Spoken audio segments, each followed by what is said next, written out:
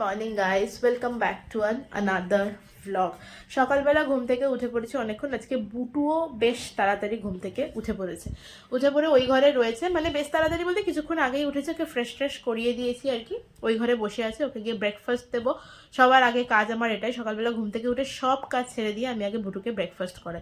এই যে কম্বল টম্বল সমস্ত কিছু পড়ে রয়েছে, ঠিক করব, মানে বিছানাটা গোছাবো। সবার আগে বুটুকে ব্রেকফাস্টটা দিয়ে দিই, তারপরে আর আমি এক কাপ কফি খাই। কফি না খেলে ঠিক এনার্জি পাওয়া যায় না সারাদিনে। তো টুকটুক করে কাজ করা শুরু করি। চলো বুটুকে আগে ব্রেকফাস্ট দিয়ে দিই, তারপরে টুকটুক করে সারাদিনের কাজ করা শুরু করি, আর তার সাথে সেটা ডকুমেন্ট করি তোমাদেরকে দেখানোর জন্য।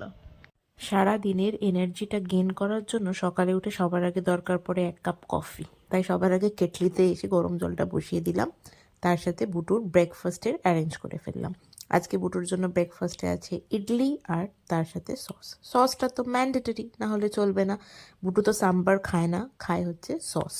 ছোটবেলার থেকেই টমেটো সস বলে অভ্যাস, তো এটাকে কেচাপ বলা খুব কঠিন আর কি। সে যাই হোক, বুটুকে দিলাম। বুটুকে বললাম, বাবা আজকে একটু একা একা খাতো, দেখি কেমন খেতে পারিস। সে তো থালা নিয়ে গোল গোল ঘোরানো শুরু হলো, এটা করা ওটা করা, মানে ওর চলতেই থাকে আর কি এগুলো। মানে আমি যে ওর খাওয়া নিয়ে কি পরিমাণ ভুগি সে আর কি বলবো। যাই হোক, তবুও আজকে ওকে আমি কি করলাম, ইডলিগুলোকে ছোটো ছোটো টুকরো করে দিয়েছি। টুকরো করে দিয়ে বললাম, তুই আজকে একা একাই খা, কারণ একা একা তো খাওয়াটা শিখতে হবে, না হলে স্কুলে গিয়ে যে কি করবে, টিফিনাদেও খাবে না ফেরত নিয়ে আসবে। এমনিতেই ওর যেদিন ইন্টারভিউ ছিল স্কুলে, প্রিন্সিপাল বলেই দিয়েছে যে ওকে একটু একা খাওয়ানো শেখাবেন। মানে আমি ধরে নিচ্ছি হয়তো ওদের খাওয়ানোর লোক স্কুলে থাকবে না, মেবি। নাহলে এই কথাটা কেন বললো আমি জানি না। হয়তো অনেক স্কুলেই বাচ্চাদের জন্য লোক থাকে, বাট হয়তো থাকবে না সেই কারণে। বা অনেক বাচ্চাদের একজন সামলাতে গেলে তো অসুবিধা হয়, সেটা স্বাভাবিক ব্যাপার। কিন্তু বুটু যে কতটুকু খাবে একা, সেটাই হচ্ছে সব থেকে বড় ব্যাপার। যাই হোক, আমি কফি হাতে নিয়ে চলে আসলাম এই ঘরে কাজ শুরু করতে। সকালবেলা সবার প্রথমের কাজ হচ্ছে গিয়ে বিছানাটাকে গোছানো। তো সেটাই শুরু করলাম। প্রথমে ব্ল্যাঙ্কেটটাকে গুছিয়ে ফেললাম, একটু করে কফিও খাচ্ছি আর তার সাথে কাজও করছি। কাজ করতে করতে আবার মাঝে মাঝে ওই ঘরে গিয়ে দেখতে হচ্ছে বুটু খাচ্ছে কি না। না খেলে পরে সেটা ওর মুখে দিয়ে আসছি, মানে এই করতে থাকি আর কি সারাদিনে আমি। যাই হোক, বিছানো গোছানো ডান। বিছানা গোছানো সেরকম কিছু নাই, এখন আর মশারি খাটাই না ইদানিং, যেহেতু জানলা দরজা শীতকালে কমই খোলা হয়, তো সেই কারণে না মশা টশা খুব একটা ঢোকে না, তো সেই কারণে আর মশারি খাটাই না এখন। তো আমার তো বিছানা গোছানো হয়ে গেছে। আমার মেয়ে দেখো চলে এসেছে এই ঘরে। আমি ঘর পোছা লাগাচ্ছিলাম। এটা হচ্ছে বুটুর জন্য ম্যান্ডেটরি কাজ। রেগুলারলি আমি যখন ঘর পোছা লাগাই, ওকে ঘর পোছা লাগাতে দিতেই হবে, না হলে চলবেই না। তো ঘর পোছা লাগাচ্ছেন, ওকে একটুখানি কাজ করতে দিই মাঝে মাঝে আর কি, না করলে তো কান্নাকাটি জুড়ে দেবে। এখন তো কাজ ভীষণ ভালো লাগে করতে, বড় হলে আর এটা ভালো লাগবে না একেবারেই।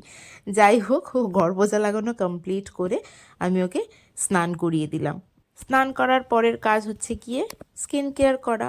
আর এই ছোটোবেলার টাওয়েলটাকে খুঁজে পেয়েছে, আগের দিনই খুঁজে পেয়েছে। এবার সেই টাওয়েলটাকে আমি কেচে দিয়েছি। আগের দিনই নেমে পুলে খুব চেঁচামেচি করছিল। তো যাই হোক, আমি সেদিনকে বুঝিয়েছিলাম যে টাওয়েলটা পড়ে রয়েছে, কাচতে হবে, তারপরে দেব। তো কাচা হয়ে গেছে আর কি। তারপরে সে টাওয়েল নিয়ে পড়েছে, আমাকে টাওয়েলটা পরিয়ে দাও। তো মাথা দিয়ে টাওয়েলটা পরিয়ে দিয়েছি, সেটা পরেই বসেছিল। দেখো, জামা পরিয়ে দেওয়ার পরও আবার বলবে আমার মাথায় টাওয়েল দিয়ে দাও। বুটু খালি এই করতে থাকে। বিশেষ করে ছোটবেলার কোনো জিনিস খুঁজে পেলে সেটাকে নিয়ে যে কি করে। একবার কি হয়েছে, ছোটবেলায় র্যাপ করার যে একটু ব্ল্যাঙ্কেটের কাপড় যেরকম হয় না, সেই রকম টাইপের একটা মোটা কাপড়ের র্যাপ করা, মানে ওকে র্যাপ করে রাখতাম আর কি, একটা আছে আর কি। তো সেটাকে আগে একদিনকে মানে দেখতে পেয়েছে, তখন গরমকাল ছিল, আলমারির মধ্যে দেখতে পেয়েছে যেই সেটাকে ওকে দিতেই হবে। গরমের মধ্যে সেই র্যাপ করাটাকে নিয়ে গায়ে জড়িয়ে বসেছিল। যদি না দিতে চাই এমন কান্নাকাটি শুরু করে না, সে আর বলার কথা না। এই যে দেখো, ওকে মানে ওকে সমস্ত কিছু আমি গোছগাছ করিয়ে রেডি ফেডি করিয়ে দিয়েছি, তারপরে ওকে আবার টাওয়েলটা জড়িয়ে দাও। তো যাই হোক, ওনাকে টাওয়েল জড়িয়ে দিয়েই বসিয়ে রাখলাম কিছুক্ষণ। হোমওয়ার্ক করতে বসিয়ে দিয়েছিলাম আর কি। এই টাইমটাকে হোমওয়ার্ক করতে বসিয়ে দিয়ে আমি চলে যাই স্নান করতে। তো আমি স্নান টান করে আসলাম এবং স্নান করে এসে নিজের স্কিন কেয়ার করা শুরু করলাম। শীতকালে তো স্কিন কেয়ার করা ডান, গরমকালে হয়তো স্কিন কেয়ার কোনোভাবে এদিক ওদিক করে স্কিপ করা যায়, কিন্তু শীতকালে তো কোনোভাবেই স্কিপ করা পসিবলই নয়।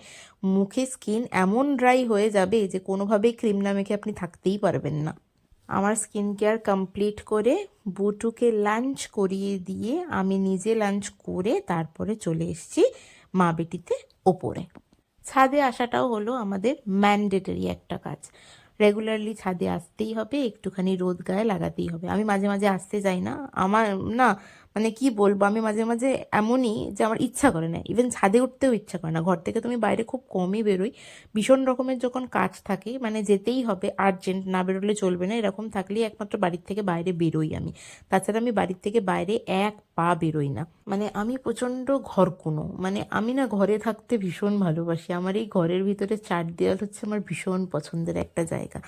যাই হোক, তো আমি বাইরে বেরোতে চাই না, সেই কারণেই আর কি। তো পুটুকে নিয়ে তো বেরোতেই হয়, তো এমনই আমি ঘরে থাকতে এতটাই ভালোবাসি যে মাঝে মাঝে আমি ছাদেও উঠতে চাই না। কিন্তু পুটু মানে লাঞ্চ করা কমপ্লিট হওয়া মাত্রই ছাদে যাওয়ার জন্য তাড়াহুড়ো করা শুরু করে, ছাদে চলো আর ছাদে চলো। তো যাই হোক, ওকে ছাদে নিয়ে আসলাম।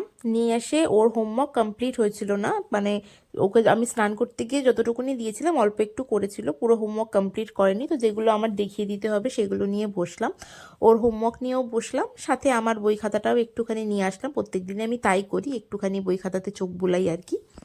কেননা বুটুকে পড়তে বসালে সেই টাইমে আমি খুব ভালোভাবে উইথ কনসেন্ট্রেশন পড়াশোনা করতে পারি না। তো সেই কারণেই ওই জাস্ট একটুখানি চোখ বোলানো, মানে নিজের সময়টা কাটানোর জন্য আর কি। তো এটাই করি আর কি। বুটুর হোমওয়ার্ক কমপ্লিট হয়ে যাওয়ার পরও যতক্ষণ রোদ থাকে ততক্ষণ আমরা ছাদেই বসে থাকি, বুটু আর আমি দুজন মিলে বসে থাকি, গল্প করি, এই সমস্তই করি আর কি। তারপরে রোদ চলে গেলে টুকটুক করে নিচে নেমে চলে আসি। তো নিচে নেমে চলে এসেছি, নিচে নেমে চলে এসে বুটুকে আজকে একটুখানি দিয়েছি ছোলা খেতে। রোস্টেড চানাটা বুটু খায়, তো আজকে ওটাই দিলাম। আর তারপরে একটুখানি হরলিক্স দিয়ে দেবো আর কি সন্ধ্যের দিকে। সন্ধ্যে এখনো অবধি হয়নি, পড়তে যাওয়ার আগে। উনি আবার পড়াশোনা করে এসে পেন নিয়ে লিখতে বসেছে। মানে পেন পেলে না লিখতে বেশ ভালো লাগে। আমাদেরও ছোটোবেলায় ঠিক এই জিনিসটাই হতো, যখন আমরা পেন্সিলে লিখতাম পেন দেখলেই মনে হতো একটু পেন দিয়ে লিখি। বুটুরও এখন সেটাই হয়, তো পেন দেখতে পেলেই খাতা নিয়ে বসে পড়ে। একটা খাতা ওর জন্য আমি আলাদা রেখে দিই সবসময়, সেই খাতায়ও পেন দিয়ে লেখে আর কি। ওর পেন দিয়ে লেখা দেখতে দেখতে আমি চলে গেলাম ওর হরলিক্সটা বানাতে। হরলিক্স বানিয়ে দিয়েছি, হরলিক্স খাওয়াও কমপ্লিট হয়ে গেছে, এবার টুকটুক করে পড়তে যাওয়ার পালা।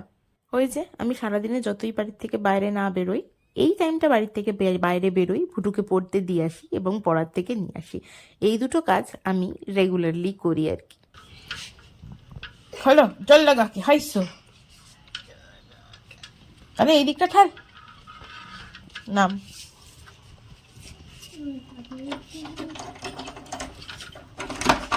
নাম নামবি তো।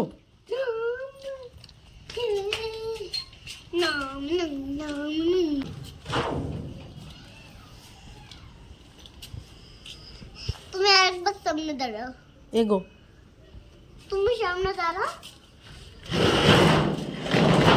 একটু যাও, গিয়ে সামনে দাঁড়াও। আর সামনে দাঁড়াবো না, চ।